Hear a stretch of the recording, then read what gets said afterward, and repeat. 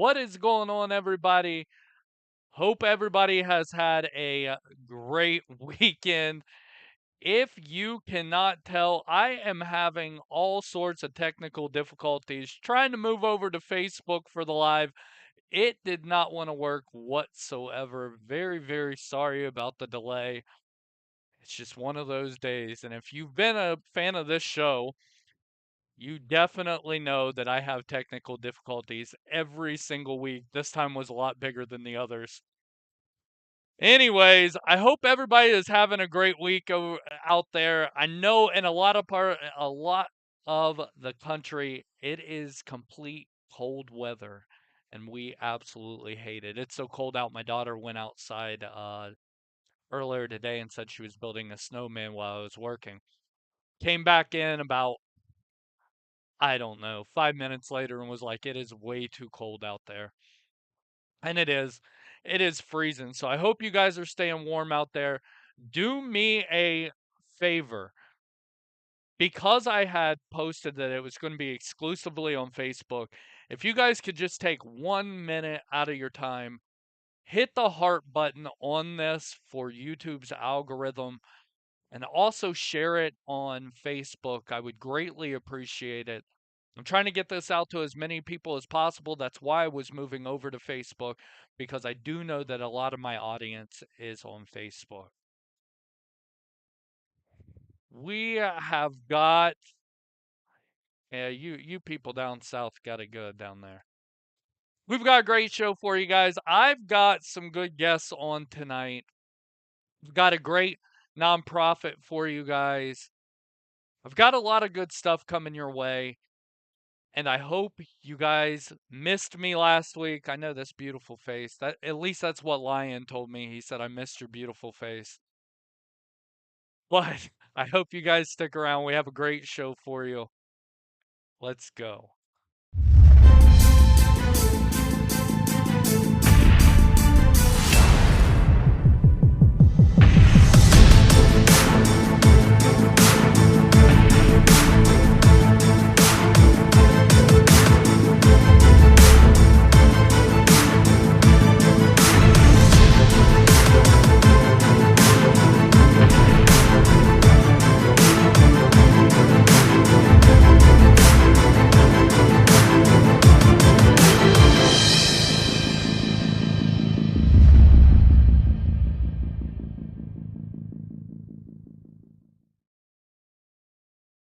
How's everybody doing? Like I said, sorry about the the late start here. We're about 17 minutes late. We had everything set up, and then all of a sudden, Facebook didn't want me to go live, obviously. I don't know. I will have it figured out for next week. Um, we had a great episode, and this week, if you guys did not get the chance to see the episode this week, go check that out with Marie Hunyon. It was amazing to me. It was my first interview I've done outside of the First Engineers. Not only that, but it was my first interview that I've done with a female as well. And I love to hear the different perspectives from everybody that I end up interviewing. I absolutely love interviewing different people. But this one was a little bit different for me because some of the stories that I have been hearing from August, I've already known about. So it's a lot easier to talk about those moments when you know about them and you kind of know what's going on, right? This was a little bit different because it's kind of one of those things where you don't know the next question to ask, and I'm still learning the process, obviously, right? Because I'm 17 minutes late and I got the headset on because the mic wasn't working properly. It has been one heck of a night for me. But I definitely want to get into Maria Hunyon's interview with you guys and the takeaways that I had from it. Bring on a few guests that you guys might know. But before I do that, if you're new here, two things. On the rally point, this is our chance to kind of come together as a community to end our week and start our new week. Um, just a place for us to hang out, talk to each other, have a good time. But this channel is about allowing veterans to talk. A lot of the times I think the biggest problem is when we look at the 22 a day, right? We all hear about the 22 a day. I think a lot of that has to do with thinking that you're alone. The reason why I started this channel was to make sure that those lines of communication were always open. And since August, this channel has done one hell of a job at doing that. Specifically for the first engineers of 06 and 07 that deployed to Bakuba, Iraq. The whole goal of this whole channel, though, was to reach out beyond that. I have some big plans for this channel. Obviously, I gotta fix some little stuff, right? But I have some really big plans for this channel. This week was my first step towards that. Before we get into Marie Hunyon's interview, and I bring on the other guests, though, every week I go over a nonprofit. And the reason why I do that is all throughout the country, there are vets struggling. And I truly believe that these nonprofits need to be put out there. So if you know of any vets that are, struggling, or if you know of any nonprofits that need to be out there, please let me know. Today's nonprofit,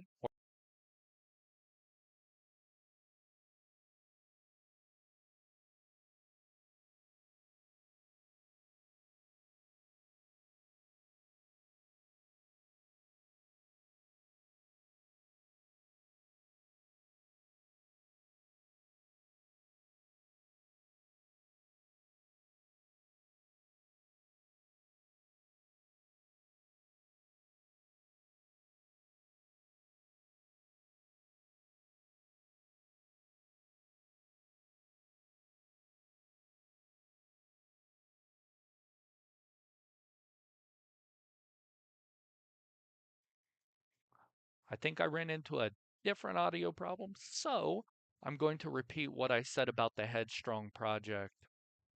The Headstrong project is a really cool project. They provide 100% free confidential mental health care focused on combat stress, PTSD, anxiety, and depression. There's no VA red tape with them. There's no insurance cards that are needed with them. There's no time limits for them. And all their clinicians are handpicked and they understand military and veteran stress. Who they help are active duty, they help veterans, they help National Guard and reserves. And the big one to me is they also help the families because, those are the unsung heroes. People don't talk about that a lot. It's the family that supports that serviceman or woman that is overseas. They go through a lot of stress and anxiety too. So that is definitely something that you guys should look into. If you guys are struggling, or if you know somebody that is struggling out there, definitely get a hold of the Headstrong Project. You can find them on Facebook or the headstrongproject.org. So, tonight's guests, you guys may know them. You may have seen them on a couple different episodes. I am very excited for tonight. Be ready for a lot of laughs because could you imagine how much they were making fun of me tonight, right? I can already see it in Lion's face. He's like, yeah, I'm going to let him have it. I am going to let him have it. And I'm okay with it, because my kids got Lion again tonight. It was great. As you can tell, Marie Hunyon with her lieutenant husband. Lieutenant Colonel. Ain't no sergeant first class gonna go for no lieutenant. Old That's a big Butterbar pay over cut. there. I'm just saying. You got Chris Lyon and Dan Longnecker down there. I'm glad he's finally sitting down. Just keep it How are we doing tonight, guys and ladies? Right as rain. Wonderful. What's up, buddy? Wonderful. Fantastic. How cold is it where you guys are at? I get -6. Woo. Great state of Michigan. Go blue. Yeah, we beat you. How about you, Lion? It said it was 16. I don't know, a couple hours ago, and feels like was like 2. So we're not as bad as the upper Canadian peninsula over there in Michigan, but you know we're pretty close. Hey, man, we got a great football team. Just because our coach can't keep his hands to himself doesn't mean we don't have a good football team. It's not the only thing he can't keep to himself. And then you got you two up there. You guys are down in Tennessee. Is it absolutely freezing cold down there too? Yeah. It's Yeah. a balmy 18. Gosh, man. I'm very surprised Andy is not in here giving us all shit, telling us it's 75. Right. It's sunny. 88. Yeah. Yeah. And then Mikey is over there saying it's 75 in Vegas. So before we get started here, you guys, Maria is the one that I did the interview this week with, and you know, it was one of those interviews where I didn't know what all to ask, right? It was the first time I've ever done an interview with somebody outside the First Engineers. It was a lot of fun though. How did you think how did you think it went, and what did you like about it? Did you get family talking to you about it or anything? I've had a really hectic week, so I did see some of the posts that my sisters said that I was a badass, which was like, yay. That's cool because they're all my little sisters. I'm the oldest, but yeah, that was really cool. My mom's very proud, and I'm surprised she didn't like send you her digits or whatever. No, I'm kidding. She tried when she was It down was there. great. It was so great. It's so funny. She adores you though. She thinks you're a good kid. So it was a lot of fun. It was a lot of fun. We need a part 2. Yeah, definitely. So much. One of the things that struck me, and that I'm glad that Longnecker kind of got on here too, is because he had said back in his interview, that he started out the military a little bit later in life as well, and the maturity level with him coming in, basic training didn't bother him as much. And you kind of said the same thing when I was doing the interview with you. I know for me, being 20 years old, it bothered the hell out of me, but I was also very immature, just out of high school, really. Can you go into that again for those that haven't watched the interview? How old you were when you did join, and how much it kind of built you up? You know what I mean? You kind of were already ready to kind of go through that situation where they're yelling at you and stuff like that. Didn't bother you as much, Marie? That it was all mental, and I knew that going in. And as a 38-year-old, it sticks with you. So, when I get nervous, I laugh. So that's what I did. Day one, as the cattle kicked off and we got to go find all of our gear that we bring with us to boot camp, and then hold it over our head until they call our name or roster number. And of course, like, I'm the oldest one there out of everybody. There's 200 people in the platoon, and it's probably the 4th from last called. And, it was like, I'm still like, yeah, okay, I was kind of sagging on my head. But at that moment, I was like, this is going to be fun. Yeah, because I knew that I could do the push-ups, and that's what they make you do, is they make you push. I knew. I was, like I said, man, I had the greatest shoulders and arms. I was Sarah Connor. And So all that was great. It was the running that I hated. I was begging God to let me have a heart attack as I was running. Send me home. I'm done with this shit because I fucking hate sucking wind. I hate that. And I'm a smoker. I never ran. No one was chasing me. What's the freaking point? Yeah. Yep. So I mean that was the hard part, but the hard part was the running. That was it. In the sleep. Oh my God, no, I'm a sleeper. Like, all right, forgive me, but I have to say my joke. I love to give my pillow head and my sheets ass.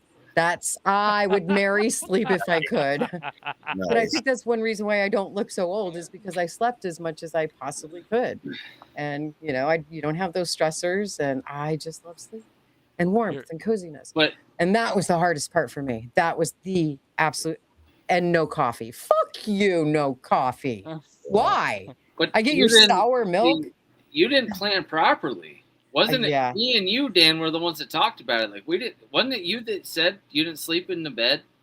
No, I didn't. Yeah, I didn't neither. Like, hey, I look, slept I got underneath that my extra bed. time of sleep because my bed stayed made, and I slept on a sleeping bag on the floor because Yeah. I wasn't making that shit. It was Oh. perfect. I passed. Our fire guard wouldn't allow that. No way. No. You gotta No. be sneaky. You lay underneath the bed; they don't see you. You put the boots Oh, I on. bet I barely move when I sleep. So I tucked myself in. It was all folded nice, and looking all pretty. And I tucked myself in and I brought my other wool blanket on top and slept like a baby under my sheets. So actually, I don't sleep under my sheets. It was just my way to shut out the world. But being second of 11 kids and having 7 younger sisters, nothing prepared me for 60 bitches in a barracks.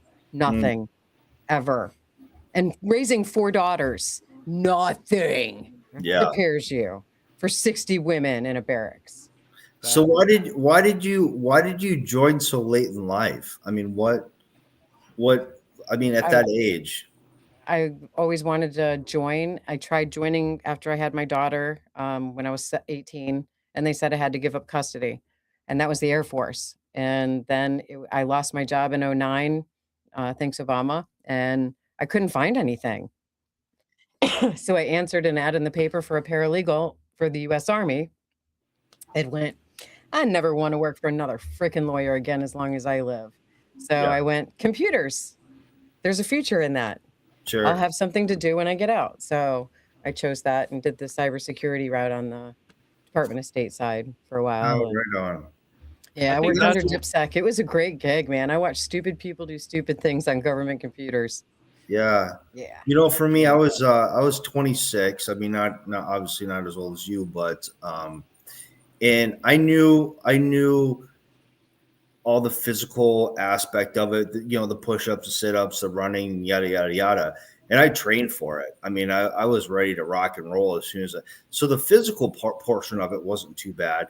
And even the yelling and screaming, I was just like, whatever. Right. It's like, fuck you guys. You can sit there and bark at me, make me do push-ups. All right, fair enough. It picked up on that. So right off the get, they wanted me to. I was the platoon sergeant, for basic, and of course you eat a lot of shit because all those stupid idiots, 18 years old, do stupid stuff, and but whatever. It's part of the game. It's that. I mean, I looked at it as a game. I had a ton of fun. I really honestly did. I had a ton of fun. I loved it, and there wasn't anything that they threw at me that I just whatever. Not a big deal. Not a big deal. Just trying to get through it. I guess the biggest thing for me is I did not like AIT. AIT was so freaking boring for me. I mean, you still had like the little basic training ish type stuff going on. Little babies, bunch of little babies. Yeah, and going to the schoolhouse because I was a track mechanic, and I was a diesel mechanic for Caterpillar before I even went into the military. So I mean, it's like being a mechanic. It's like, okay, whatever, just learn something a little bit different. But it was so boring for me. Yeah. I think a lot of it has to do with your background too. Like if you think about it, like you talking about, you're at 38, you're, you said 26, Dan. Yeah. A lot of it is your background and just my opinion. That was I think I was 19 when I joined, but my background was completely different than a lot of your normal kids. My mom brought me up. That's what I had in life. So I was more, I guess you could say, mature than somebody that 18-year-old that mom and dad is there and being weighed on or whatever the case may be. I had three younger sisters. I did everything to help my mom out as much as I could as a single mom, or well, a single mom for me and my one sister, and then my two younger sisters, their dad was around. But it's a lot of it is the background, I think, and even I'm being that especially me and LT over at LT, whatever your rank is, it's LTC. irrelevant at this point. But coming out recently, retiring within the last year has been different. Like the aspect and the outlook of life on some of these newer, younger soldiers is completely different than what it was 20 years ago Yeah. when I started. So you just have you kind of got to learn to adapt to this new stuff. It was hard, it really was. Well, I think Chris too. My background was quite similar. I had three younger sisters, single mom, um, deadbeat dads, and all this shit. So I kind of had to help. I had to grow up a lot faster than what I Right. needed to be. As I mean, I Absolutely. don't feel like I really had a childhood because I had to grow up so much faster to be an adult. And I mean, even at 26, I'd went to college already once, had a career in auto body, jumped over to diesel mechanic, and I had been married once, and it was and divorced, and I was like, I need to do something different with my life because I'm an absolute 100% shithead.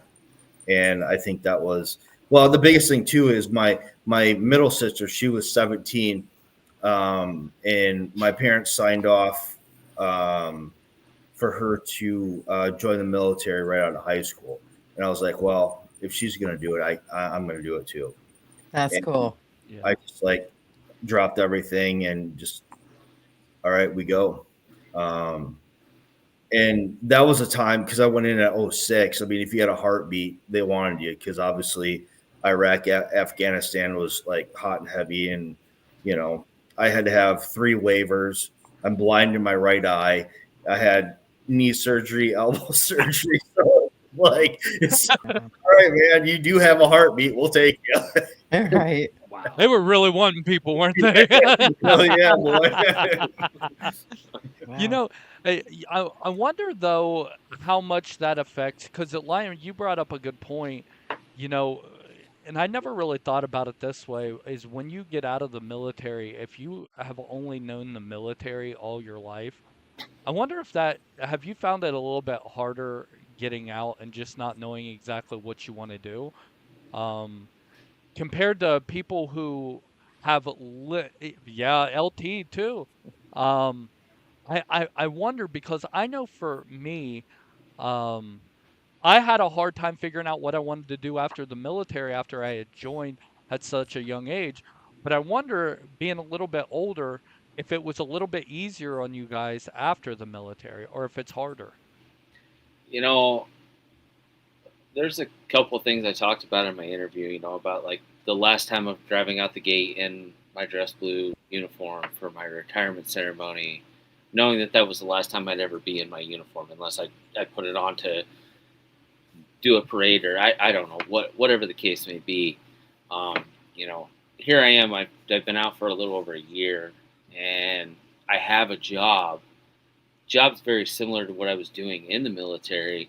And it's like, I'm at it now and it's a great job. It pays good, but it's like, I don't even know if this is what I still want to be doing. Like I want, there's a big part of me that still wants to find something different because there has to be something different out there that I want to do or I'm going to enjoy doing.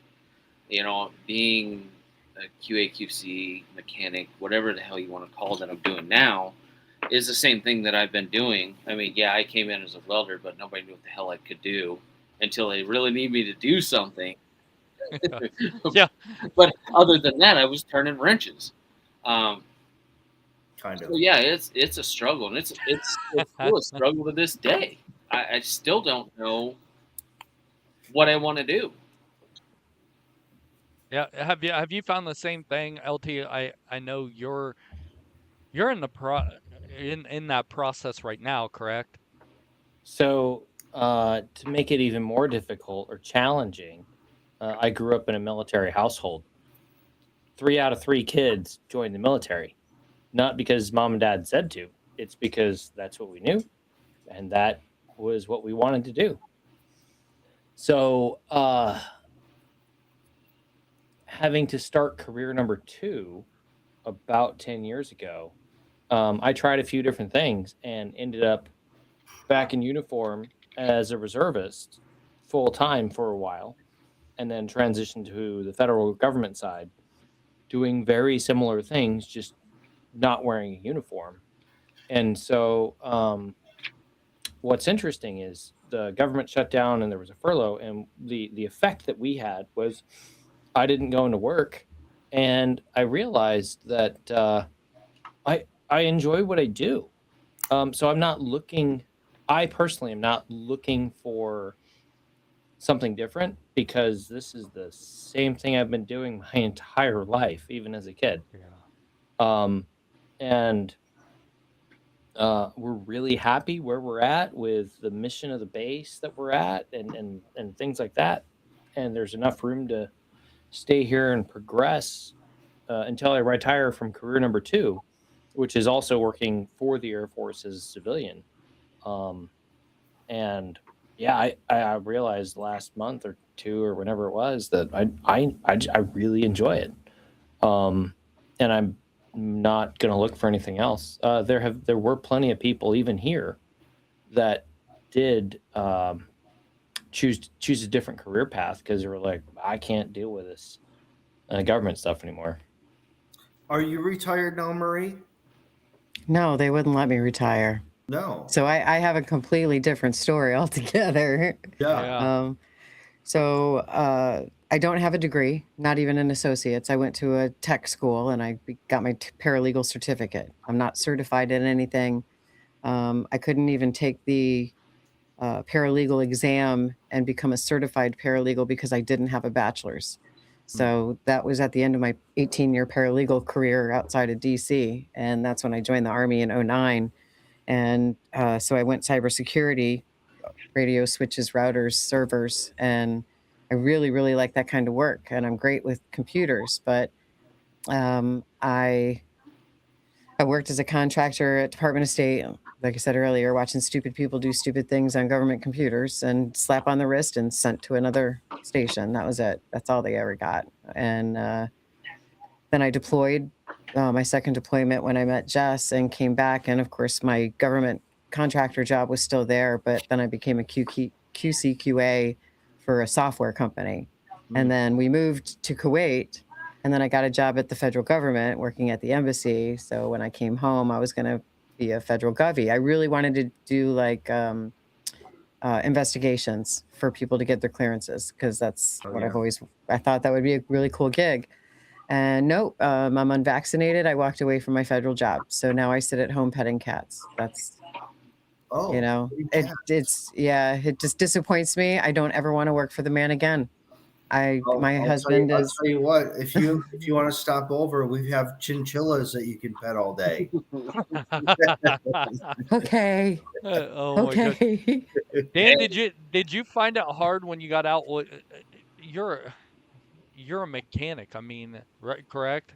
And So yeah, I think I know where your question is going to go on this. So yeah, when I got out, so I left Michigan Caterpillar as the diesel mechanic, and I went back to Michigan Cat under the Soldier Sailors Act. So it was one of those things. If you go back to your current employer within like 4.5 years or something like that, they have to take you back. So I went back, and they did not like that. They expected me not to ever come back again out of the military.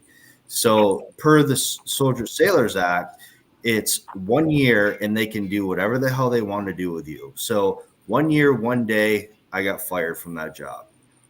and they did everything under the sun to make me look like I was a bad employee, which Mhm. I mean, it sucked, yes, and that was 2009. Um, Yeah. so that sucked, but at the same time, I ended up using what is it, Chapter 38, the Is what that is the it? Voc rehab? Yes. I Yeah. ended up going into the Volk rehab, and I went and got a computer electronics engineering degree. Um, so that's what got me into doing what I do now, fixing medical equipment in hospitals. Um, Cool. and I love it. I absolutely love this career. I because I'm not a type of person that likes to be in one place all the time. Every day you come in, punch the clock, blah blah. So I get to go. I get to go to different hospitals, clinics every day, and different people, different instrumentation. I love it. I absolutely love it. I kind of make my own schedule. Um, so it's good. It's good for me. It really, honestly, it is. Good. Good. Yeah. I always wondered if it was a little bit harder, if you had joined right out of high school, or around the high school age, because I know for me, I played baseball growing up. That's what I wanted to do. I had a college scholarship, coming out of high school. Gave it up for a girl. Stupid idea. That didn't work out. Yeah. And ended up in the military. And I said, I want to do my 20 years. I want to retire. And um, it just didn't work out that way. So then I was back to square one again. And I'm like, what the hell do I want to do with my life? So So let I me ask wasn't, you this, Tim, before you yeah. go on a rant. Because of all your you know getting um, leaving theater early because of all the concussions and all that stuff like that. Were you Yeah. medically discharged, or was that just a thing like, okay, I'm done because I don't know what else I'm going to do in the military because I'm kind of fucked up? No, they medically discharged me. Okay. I went back to that Warrior Transition Battalion after. So they medevaced me out. I went to Landstuhl, Germany. I spent like 2 or 3 weeks there, and then more like a month. And then they got us back to BAMC down in San Antonio, and I was a part of a traumatic brain injury like group, right? That they Yeah. were trying different things on and stuff like that. I stayed down there for a couple months and then went back to Fort Riley, and then they started that med board process. Um, so I was med boarded February of '09. It took them about a year, and I was there at a cool time though, Long Necker. I'll tell you what, didn't have to show up to morning formation.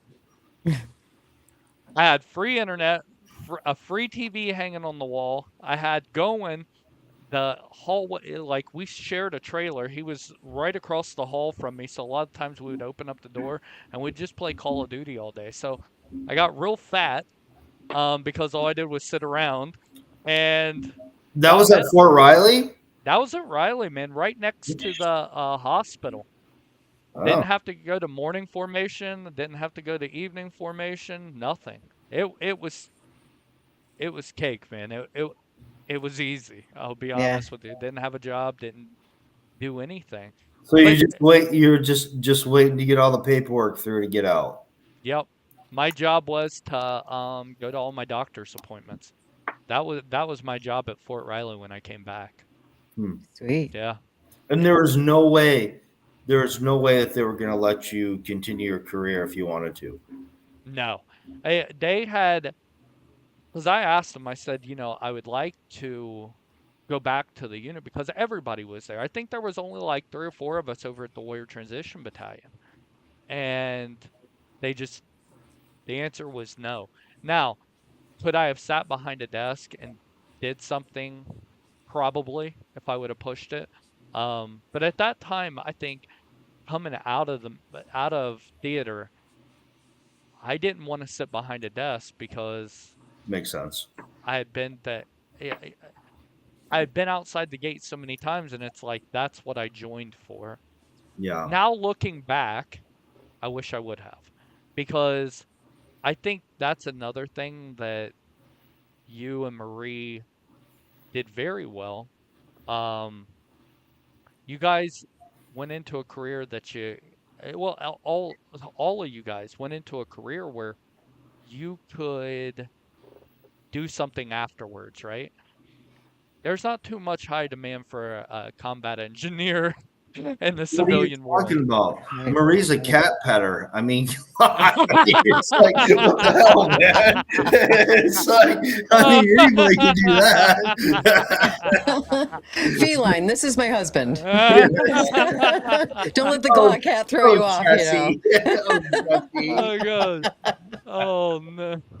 Yeah. There just wasn't too much demand for that. So, I got in love with sales, and sales is kind of like man, I'm telling you, one year it's great, the next year it's not. Yeah. So yeah. Let me ask you guys this though. Do you think um we've all been in those tough situations. One of the situations that Marie had brought up that um she seen when she was deployed, she said, the people coming over from Syria into Jordan, correct, Marie? Mhm. And they were all windburnt and no shoes and stuff like that, and the kids. Um, I know all of us seen the kids in Iraq.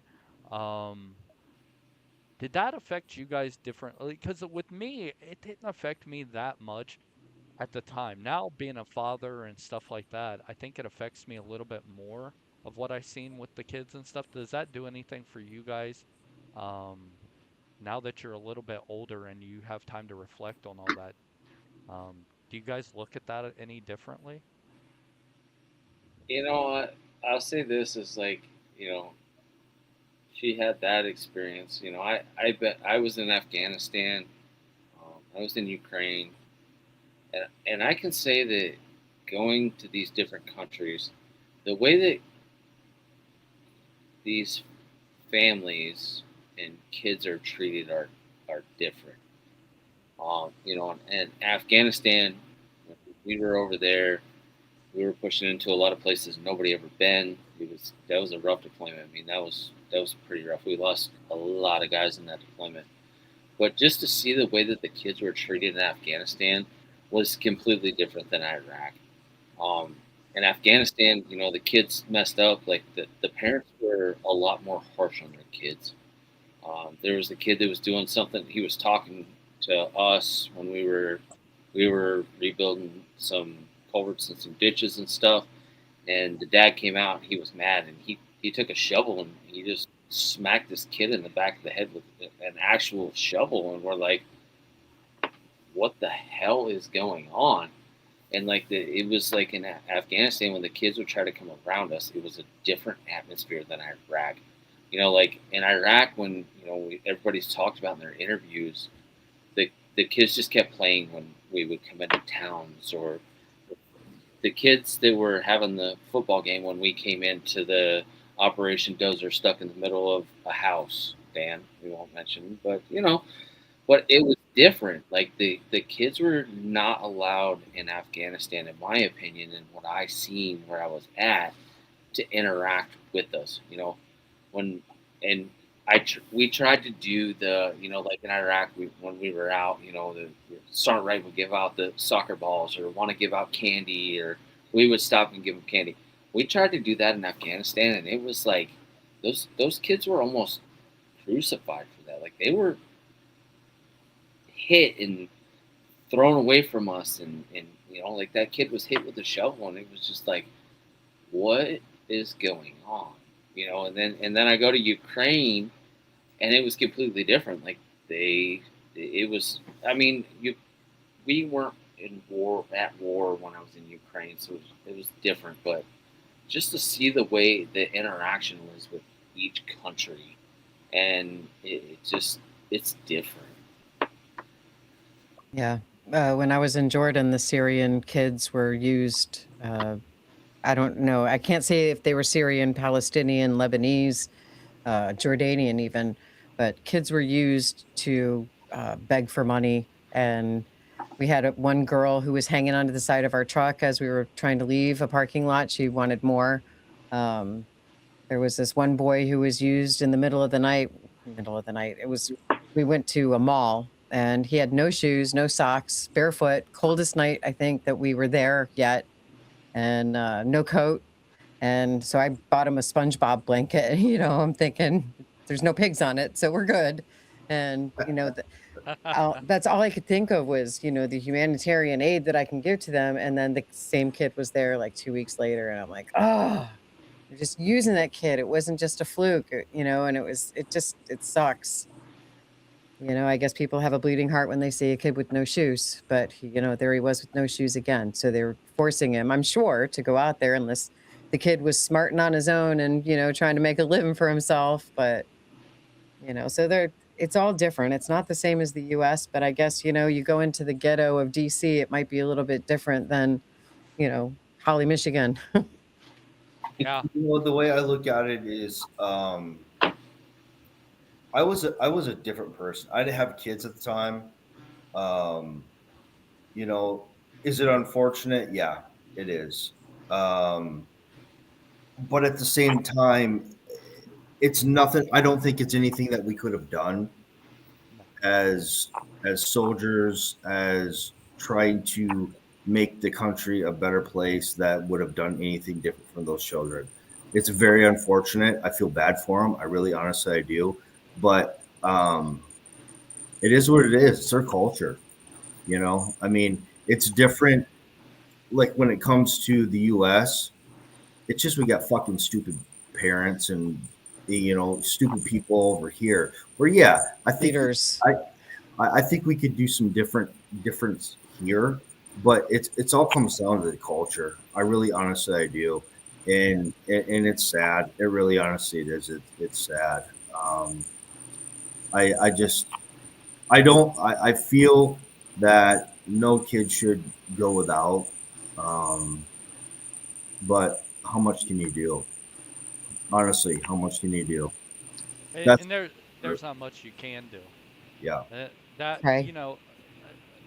yeah, that was the big thing to me is when I felt really bad for the kids over there. I truly did, because not only were they I think what you said is perfect, and it's the culture. They were also taught to hate us as well, even though that we were over there trying to help them. We didn't. None of us wanted to hurt a kid. That's for damn sure. Yeah.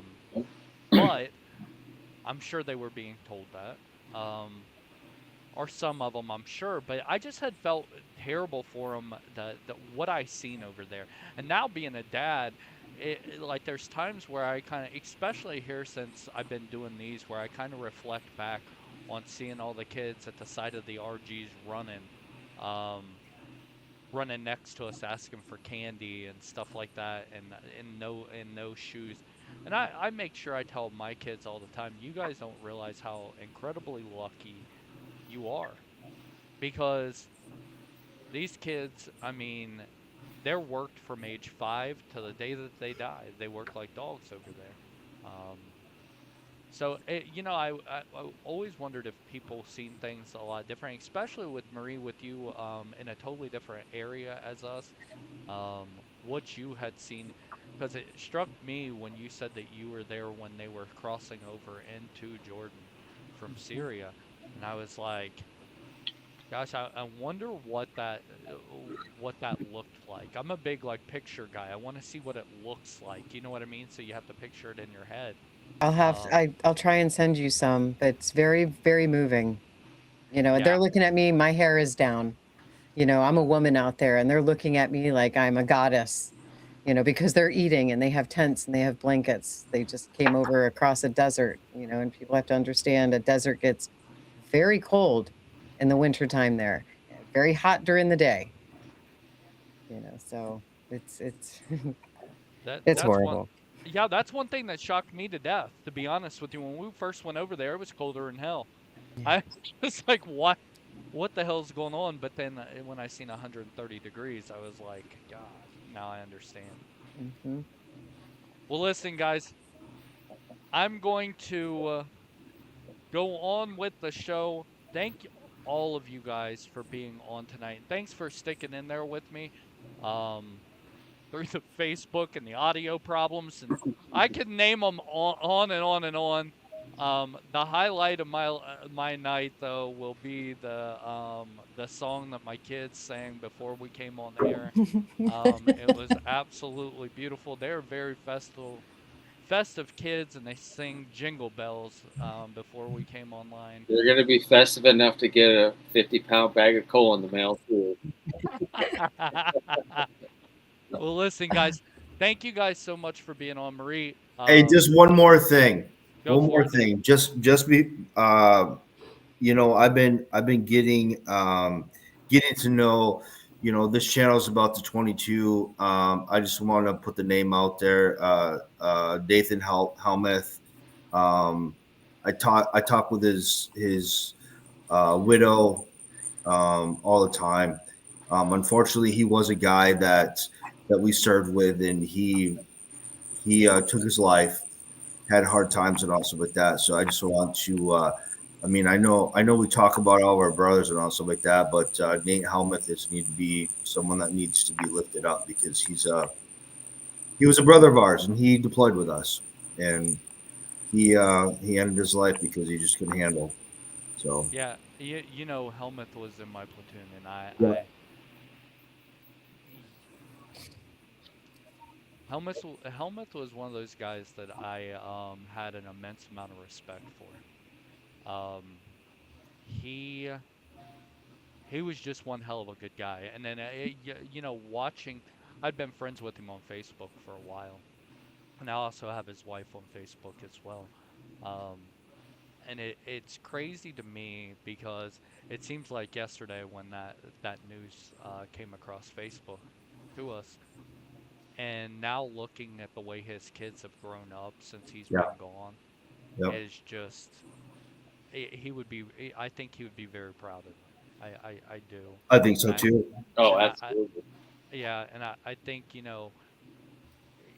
his wife has done one hell of a job. Um, and much respect to her too, because I'm sure it hasn't been easy on her at all. Well, I mean, it's you take a look at just looking at his oldest daughter. As much as he lifted weights, and I mean, the dude was a freaking monster, and now she's like an awesome female wrestler, and just breaking Fantastic. necks. That's awesome, just freaking awesome. She would So, he would be so proud of that too. oh hell yeah, dude. Hell yeah, dude. And Because she's I look at she's it like and I'm she's proud like a of it. Brock Lesnar, man. Yeah, She's just I like know. a brute. I'll tell you, I look at it and I'm proud of her. Um, Yeah. but that goes for any our the people I deployed with, their kids. Like, you know, Lion saying his son is getting ready to graduate welding school. It's He did. like he did He did. that. Oh, Sweet. That's sorry. amazing.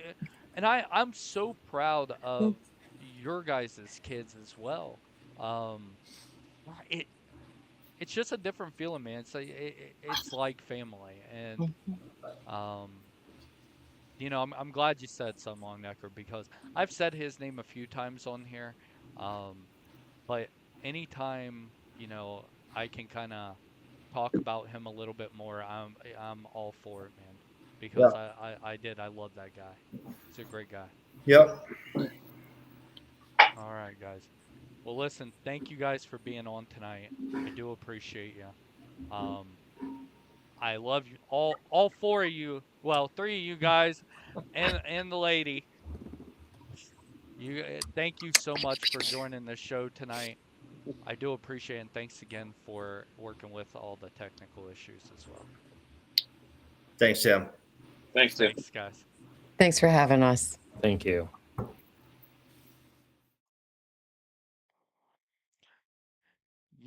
One thing that um, was said on there that I really enjoyed was the fact that Longnecker stopped me. And,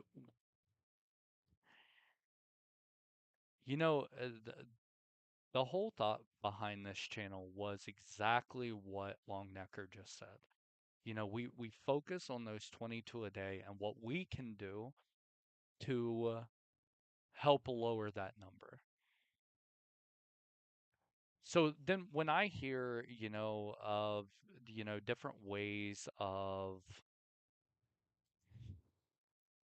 doing things to get the word out on the channel, that's why I do it. It's because I want this to lower that number of 22 so much because we deserve it. There's not too many options out there for us as combat veterans to do things like this. And I do believe in this platform more than anything in the world. And I'll be honest with you. Sitting here behind a camera and talking is not the easiest job in the world. Seems like it, I'm sure. Um, but having to deal with the audio and the visuals and everything and the algorithms and stuff like that, all in the hopes of more people seeing these stories because they deserve to be heard. And there's more stories that deserve to be heard. And the more stories that are heard, the more people that are going to come on this channel and they're going to be more willing to tell their story. One of the big things also is something that I'm working on soon is the loved ones of these families as well, because oftentimes they don't not enough. I want to interview the family members as well because their stories matter too. You know, one name that kind of comes to mind is if you've been watching Rally Point since we started, but probably about a month ago, I had Casey Macaluso on here, and I was excited to have her on, and that's John Macaluso's wife, by the way. He's always in the chat. He's probably in there right now. I think I seen him in here. He's currently at work, but I'll be honest with you. It was an absolute pleasure to have her on and just kind of hear her story about how much he has struggled, but then the change that this channel has helped him with. Um, it's been amazing. Oftentimes I don't know what to say on the rally point, and I don't know the topics, and I don't know what I'm gonna say. But you know, I think that that's okay, right? I don't always have to have something to say or say the perfect thing. But what I am doing is I'm trying to get the word out that if we open up to each other, if we start communicating with each other, because a lot of times it's really hard to communicate with these VA doctors. It's really hard to communicate with somebody that doesn't understand you. But being able to open up to people that understand where you're coming from and understand what you've seen with your two eyes, that's healing. I think we are doing a great job. We've been doing this since August, and we've done an amazing job. And I say we because each week our family is growing more and more. Might not be by a lot, okay?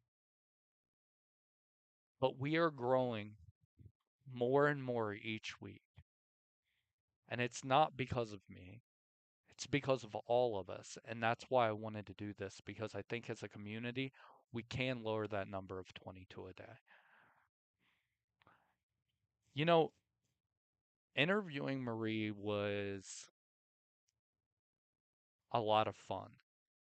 It was a learning experience for me because I didn't know all the questions to ask. Um, There are things that maybe I should have asked that I didn't. Um, but there were a couple things that did stick out in that interview, and what you just heard with the guys and her on here. Um, those were the things that stuck out to me. Joining at the age of 38 and having to deal with being in basic training with kids, basically, that takes a lot. But the way she jumped up in rank so quickly was amazing. But one thing that we had in common, and I always try to find something I have in common with other veterans, um, was the kids. The kids crossing over the border. Um, what Longnecker said was, hey, it's the culture. And, I never even thought about it that way. Listen, guys, I absolutely loved having Marie's interview on the channel. It was a great time. It was a learning experience for me, but I also got to know somebody a little bit better that I have the utmost respect for. I love her to death. Um, her and her husband both. LT is one of my favorite people in the world. Um, they're both amazing people. This week, I do have an interview coming for you guys. I hope you guys are liking the trailers. I'm working very hard. I'm going to give you guys a little bit of a heads up as to what I'm doing, okay? So things are changed up a little bit. It's because I'm trying to get more eyes on this channel. So if you see me posting more shorts, it's for the views. It's so that people can see the work that we're putting in on this channel. This week I will put out a trailer on Tuesday. I'm excited. You guys have no idea who is coming on Tuesday. I don't know that he's in our group chat. Maybe he is. I'm not sure. I'll give you one hint. He was in my platoon, so I'm going to have a lot of fun with this one. Um, then we are going to be getting that full interview on Thursday, but I'm going to start posting more and more shorts. Carton had said that that's the funnel to get more eyes on the larger views. That's what I am going to do. I'm going to move those shorts and the live over to Facebook. I am going to be still posting shorts and stuff to YouTube and stuff, but I'm using Facebook as a funnel for the term or the long form videos on YouTube. Make sure you guys are sharing all the videos on YouTube, liking, hitting the heart button, and commenting on them when you guys do watch them. It helps the mission get out there. It helps those voices get out there. And who knows, it may save somebody. And that's the mission. If we can only save one person, what we're doing right now is absolutely amazing. So be looking out. If you guys have any advice, if you are good at digital marketing and you know what you're doing with YouTube and you know what you're doing with Facebook, feel free to get a hold of me. Um, if you know of anybody that wants to do an interview, I am all for it. I'm not hard to get a hold of. Um, sometimes during the day I can be, but I will get back to you. Tell them to get a hold of me. I'd be more than happy to do it. I want this channel to do well. Not just for me. I want to do this for you guys. I want to do it for the veteran community as a whole. So, thanks for tuning in tonight, guys. Thanks for watching the videos. Thanks for liking and sharing all the videos. I do appreciate it. And I will see you guys next Sunday. I love you guys.